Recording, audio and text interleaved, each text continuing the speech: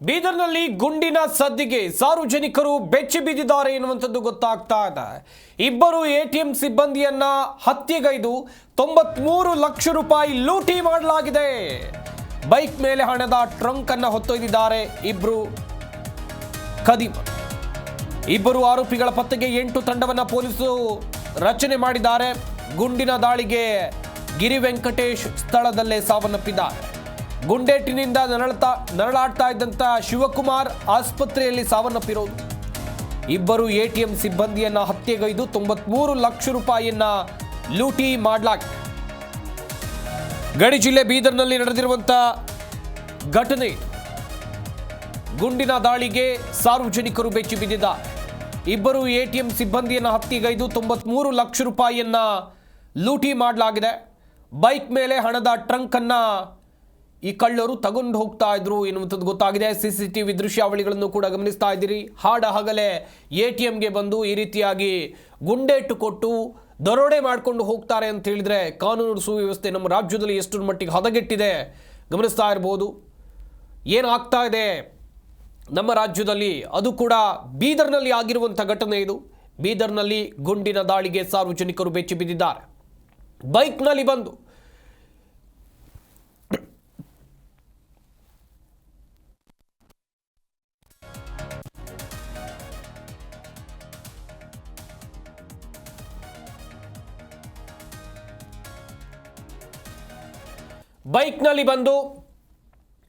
ಹೇಗೆ ಇಬ್ರು ಲೂಟಿ ಮಾಡ್ಕೊಂಡು ಹೋಗಿದ್ದಾರೆ, ದರೋಡೆ ಮಾಡಿದ್ದಾರೆ. ಹಾಡ ಹಗಲೇ ಈ ರೀತಿಯಾದಂಥ ಘಟನೆಗಳು ನಡೆಯುತ್ತೆ ಅಂತ ಹೇಳಿದ್ರೆ ಎತ್ತ ಸಾಕ್ತಾ ಇದೆ. ಯಾರಿಗೂ ಕಾನೂನಿನ ಭಯ ಇಲ್ವಾ? ಪೊಲೀಸರ ಭಯ ಇಲ್ವಾ? ಹಾಗಾದ್ರೆ ಹಾಡ ಹಗಲೇ ಬೈಕ್ನಲ್ಲಿ ಬರ್ತಾರೆ, ಎಟಿಎಂ ಸಿಬ್ಬಂದಿಗೆ ಗುಂಡು ಹೊಡಿತಾರೆ, ಅವರನ್ನ ಸ್ಥಳದಲ್ಲೇ ಸಾಯಿಸ್ತಾರೆ, 93 ಲಕ್ಷ ರೂಪಾಯಿಯನ್ನ ಕತ್ಕೊಂಡು ಹೋಗ್ತಾರೆ. ಅದು ಕೂಡ ಬೈಕ್ನಲ್ಲಿ ಬಂದು ಈ ಕೃತ್ಯವನ್ನ ಎಸಗ್ತಾರೆ ಅಂತ ಹೇಳಿದ್ರೆ ಎಷ್ಟರ ಮಟ್ಟಿಗೆ ಇವರಿಗೆ ಕಾನೂನಿನ ಭಯ ಇಲ್ಲ ಗಮನಿಸ್ತಾ ಇರ್ಬೋದು. 98 ಲಕ್ಷ ರೂಪಾಯಿಯನ್ನ ತೆಗೆದುಕೊಂಡು ಹೋಗಿರೋದು. ಇನ್ನೊಂದು ಕಡೆಯಲ್ಲಿ ಎಟಿಎಂನ ಸಿಬ್ಬಂದಿ ಗಾಯಗೊಂಡು ಕೆಳಗೆ ಬಿದ್ದಿರುವಂಥ ದೃಶ್ಯಾವಳಿಗಳನ್ನು ನೀವಿಲ್ಲಿ ನೋಡ್ತಾ ಇದ್ದೀರಾ. ಹಾಗೇನೆ ಗುಂಡಿನ ದಾಳಿ ನಡೆದಿರುವಂಥ ಸ್ಥಳದ ದೃಶ್ಯಾವಳಿಗಳನ್ನು ಕೂಡ ನೀವಿಲ್ಲಿ ಗಮನಿಸ್ತಾ ಇದ್ದೀರಾ. ಇದು ಬೀದರ್ನಲ್ಲಿ ನಡೆದಿರುವಂಥ ಘಟನೆ.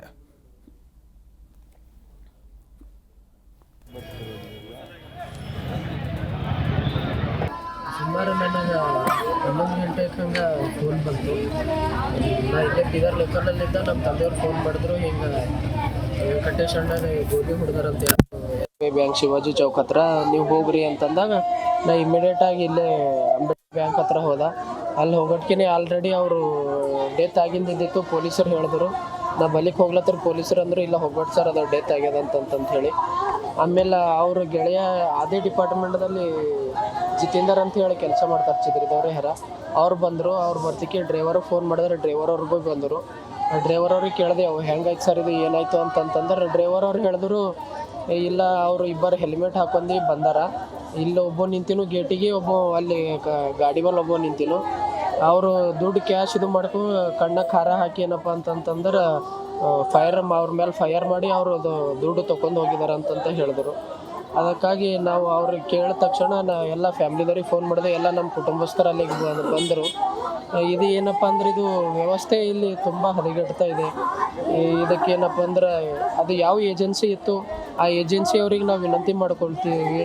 ಜಿಲ್ಲಾಡಳಿತಕ್ಕೂ ಕೂಡ ನಾವು ವಿನಂತಿ ಮಾಡ್ಕೋತೀವಿ. ಏನಪ್ಪ ಅಂತಂದ್ರೆ ಕುಟುಂಬಸ್ಥರಿಗೆ ಏನಾದರೂ ನೀವು ನಮ್ಮ ಕುಟುಂಬಕ್ಕೆ ಏನಾದರೂ ಸಹಾಯ ಮಾಡಬೇಕು. ಯಾಕಂದ್ರೆ ಅದೇನು ದುಡ್ಡು ನಮ್ದಿರಲಿಲ್ಲ, ಅದು ದುಡ್ಡು ಯಾರ್ದು ಜೀವ ಯಾರ್ದು ಹೋಗಿ ನಂಗೆ ಆಗ್ಯದ.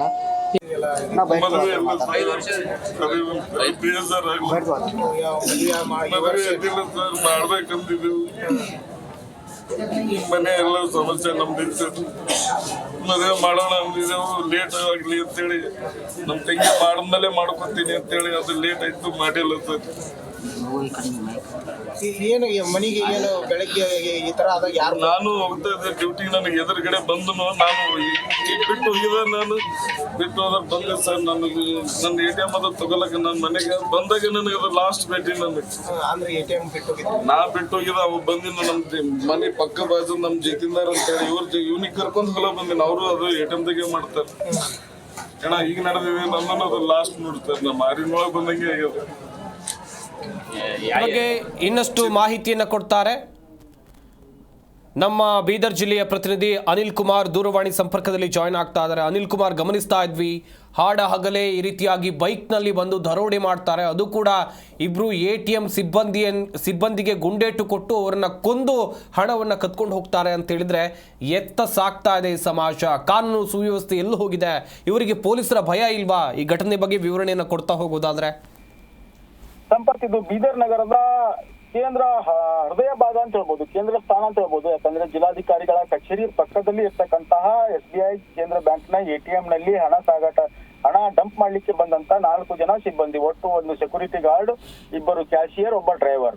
ಸೊ ಬೆಳಗ್ಗೆ 10 ಗಂಟೆ ಸುಮಾರಿಗೆ ಅವರು ತನ್ನ CMS ಏನು ಬ್ಯಾಂಕಿಂಗ್ ಸರ್ವಿಸ್ ವ್ಯಾನ್ ಇದೆ, ಆ ವ್ಯಾನ್ ಅಲ್ಲಿ ಬಂದು ನಿಲ್ತಿದ್ದಂತೆ ಕಾರದ ಪುಡಿಯ ಸಿಬ್ಬಂದಿಗಳ ಮೇಲೆ ಎರಿಸುವ ಮೂಲಕ ಈ 2 ಖದೀಮರ ಗ್ಯಾಂಗ್, ಜಾಸ್ತಿ ಏನ್ ಜನ ಇರಲಿಲ್ಲ, 2 ಬೈಕ್ ಮೇಲೆ ಬಂದಂತ 2 ಹೆಲ್ಮೆಟ್ ಹಾಕಿಕೊಂಡಿದ್ರು, ಮುಖಕ್ಕೆ ಮಾಸ್ಕ್ ಕೂಡ ಇತ್ತು ಮತ್ತು ಕೈಯಲ್ಲಿ ಗ್ಲೌಸ್ ಕೂಡ ಇದ್ವು. ಸೂಕ್ಷ್ಮವಾಗಿ ನಾವು ಗಮನಿಸೋದಾದ್ರೆ ಕೈಯಲ್ಲಿ ರಿವಾಲ್ವರ್ ಗಳನ್ನ ಇಟ್ಕೊಂಡು ಫೈರಿಂಗ್ ಓಪನ್ ಮಾಡಿ ಎರ್ರಾಬಿರಿಯಾಗಿ ಫೈರಿಂಗ್ ಮಾಡ್ತಾರೆ.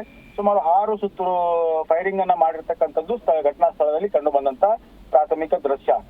ಸೊ ಘಟನೆಯಲ್ಲಿ ಸ್ಥಳದಲ್ಲೇ ಗಿರಿ ವೆಂಕಟೇಶ್ ಎಂಬಾತ ಸಿಬ್ಬಂದಿ ಏನಿದ್ದಾರೆ, ಕ್ಯಾಶಿಯರ್ ಏನಿದ್ದಾರೆ, ಅವರು ಬೀದರ್ನ ಹೊರವಲಯದ ಚಿದ್ರಿ ಗ್ರಾಮದವರು. ಸೊ ಅವರು ತುಂಬಾ ಸಂಕಷ್ಟದಲ್ಲಿ ಇರ್ತಕ್ಕಂಥ ವ್ಯಕ್ತಿ. ಅವರು ತನ್ನ ಕರ್ತವ್ಯಕ್ಕೆ ಬಂದಂತವರು ಅವ್ರ ಮೇಲೆ ಗುಂಡು ಹಾರಿಸಿ ಅವ್ರನ್ನ ಸ್ಥಳದಲ್ಲೇ ಸಾವನ್ನಪ್ಪಿರ್ತಕ್ಕಂಥದ್ದು. ಮತ್ತೊಬ್ಬರು ಶಿವಕುಮಾರ್ ಎಂಬಾತರು ಗಂಭೀರವಾಗಿ ಗಾಯಗೊಂಡು ಬ್ರಿಮ್ಸ್ ಆಸ್ಪತ್ರೆಯಲ್ಲಿ ಚಿಕಿತ್ಸೆ ಪಡ್ತಾ ಇರ್ತಕ್ಕಂಥದ್ದು. ಇನ್ನು 2 ಸಿಬ್ಬಂದಿಗಳೇನಿದ್ರು ಅವರು ಅಂದ್ರೆ ಅಲ್ಲಿಂದ ಅವರು ಈ ಘಟನೆಯಿಂದ ಬಚಾವ್ ಆಗಿದ್ದಾರೆ ಅಂತ ಹೇಳ್ಬಹುದು. ಘಟನೆ ನಂತರ ಅವರು ಹೆಣಗಾಡಿ ಆ ಒಂದು ಹಣದ ಏನ್ ಬಾಕ್ಸ್ ಇತ್ತು ಅದನ್ನ ಎತ್ಕೊಂಡು ಬೈಕ್ ಮೇಲೆ ತೆಗೆದುಕೊಂಡು ಹೋಗುವಂತ ವಿಡಿಯೋಗಳು ಕೂಡ ಸಾರ್ವಜನಿಕರು ಅಲ್ಲಲ್ಲಿ ಚಿತ್ರೀಕರಣ ಮಾಡಿ ತೋರಿಸಿರ್ತಕ್ಕಂಥದ್ದು. ನಂತರ ಜಿಲ್ಲಾ ಪೊಲೀಸ್ ವರಿಷ್ಠಾಧಿಕಾರಿ ಪ್ರದೀಪ್ ಗುಂಟಿ ಆಗಿರ್ಬಹುದು, DIG ಅವರು ಕೂಡ ಸ್ಥಳಕ್ಕೆ ಭೇಟಿ ಕೊಟ್ಟಿರ್ತಕ್ಕಂಥದ್ದು.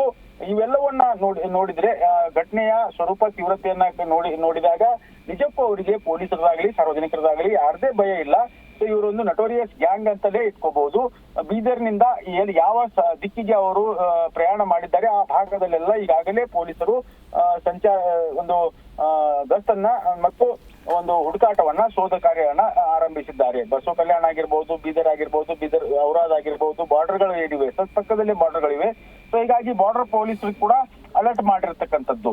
ಇವೆಲ್ಲವನ್ನ ನೋಡಿದಾಗ ಕಳ್ಳರು ಸುಲಭವಾಗಿ ಸಾರ್ವಜನಿಕ ಜನನಿಬಿಡ ಪ್ರದೇಶ, ಅದು ಬೆಳಗ್ಗೆ ಎಲ್ಲರೂ ಕೂಡ ತನ್ನ ಕೆಲಸಕ್ಕೆ ಹೋಗುವಂತ ಸಂದರ್ಭದಲ್ಲಿ ಈ ರೀತಿಯಾದಂತಹ ಒಂದು ಹೀಯ ಕೃತ್ಯವನ್ನ, ಮಾನವೀಯ ಮೌಲ್ಯಗಳನ್ನ ತಲೆಬಾಗಿಸುವಂತಹ ದಿಕ್ಕಿನಲ್ಲಿ ಇರ್ತಕ್ಕಂತಹ ಘಟನೆಗೆ ಸಾಕ್ಷಿಯಾಗಿ ಇವತ್ತಿನ ನಡೆದಂತಹ ಘಟನೆ ಏನಿದೆ, ಈ ಘಟನೆಯಿಂದ ಬೀದರ್ ಜಿಲ್ಲೆಯ ಜನ ಸಂಪೂರ್ಣವಾಗಿ ಅಚ್ಚರಿಗೊಂಡಿದ್ದಾರೆ ಮತ್ತು ಗದ್ಗದಿತರಾಗಿದ್ದಾರೆ. ಯಾಕಂದ್ರೆ ಸಾರ್ವಜನಿಕ ಭಾಗದಲ್ಲಿ ಇಷ್ಟೊಂದು ಕ್ರೂರ್ಯ ನಡೆದಿರ್ತಕ್ಕಂತ ಈ 2 ನಟೋರಿಯಸ್ಗಳು ಮುಂದೆ ಇವ್ರ ಹಿಂದೆ ಯಾರ್ಯಾರಿದ್ದಾರೆ ಮತ್ತು ಇವ್ರು ಎಲ್ಲಿಂದ ಬಂದಿದ್ದಾರೆ ಅನ್ನೋಂಥದ್ದು ಕೂಡ ಕುತೂಹಲದ ಸಂಗತಿಯಾಗಿದೆ.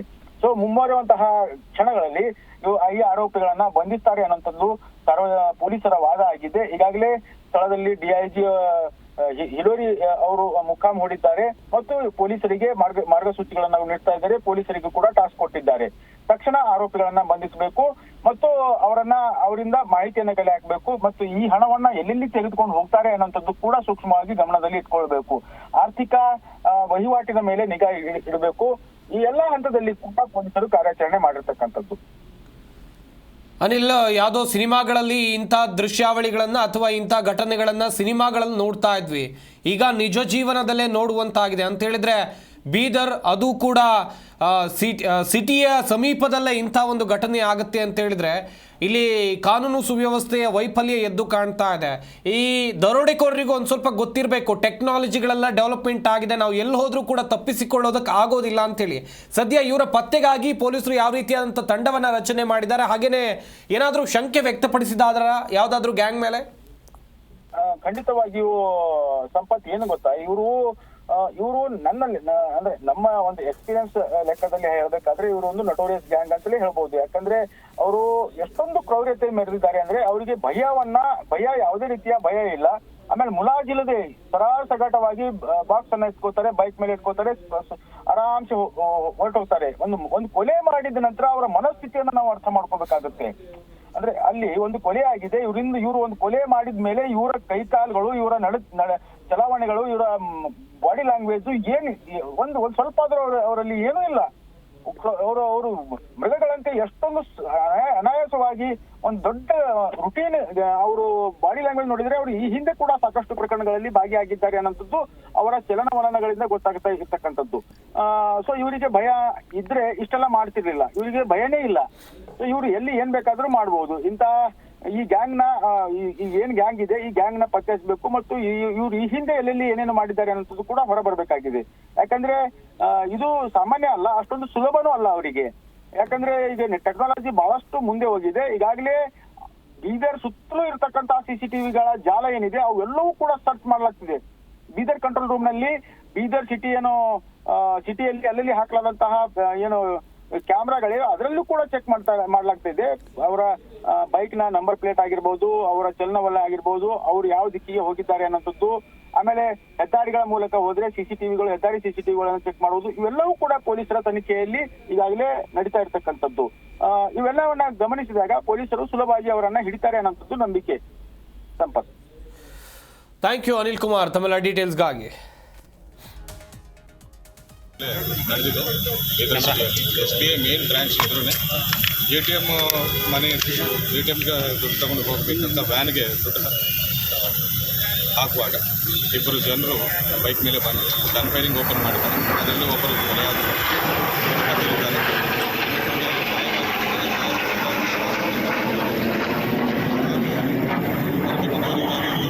ಅವರು ಪರಾರಿಯಾಗಿದ್ದಾರೆ. ಬೈಕ್ ಅಮೌಂಟ್ ಬ್ಯಾಂಕ್ನವರು ಇನ್ನೂ ಲೆಕ್ಕ ಹೇಳಬೇಕಾಗಿ ನಡೆದಿದ್ದು SBI ಮೇನ್.